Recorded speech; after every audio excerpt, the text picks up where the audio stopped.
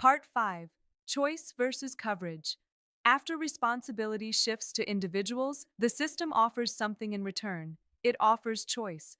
At first glance, this feels like a fair trade. More options suggest more control. More plans suggest better fit. More flexibility suggests empowerment. But choice and coverage are not the same thing. Confusing the two is one of the most common and costly misunderstandings in modern healthcare. What coverage actually means coverage answers a simple question. When something goes wrong, will care be there? And at what cost? It is about predictability, risk pooling, protection from catastrophic expense. Good coverage reduces uncertainty. Choice, by contrast, often increases it. How choice expands as coverage thins. As responsibility moves away from systems, people are asked to select from multiple plans, multiple networks, multiple deductible levels, multiple cost sharing structures. Each option appears reasonable in isolation. Taken together, they create a decision environment where trade offs are hard to evaluate, consequences are delayed, mistakes are discovered only after care is needed. The presence of choice creates the impression that outcomes are the result of informed decisions, even when the information required to decide well is unavailable or unintelligible. Why this isn't a normal market.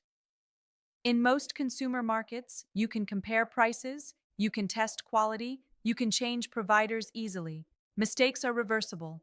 Healthcare works differently. Decisions are often made under time pressure, without full information, during stress or illness, with limited ability to switch later. Choice without usable information is not empowerment. It is exposure, the emotional cost of choice. When outcomes are framed as the result of personal choice, people internalize failure. Confusion becomes guilt. Unexpected bills become regret. Coverage gaps feel like personal mistakes. This emotional burden discourages people from seeking care, asking questions, or challenging outcomes, reinforcing the system that created the confusion in the first place.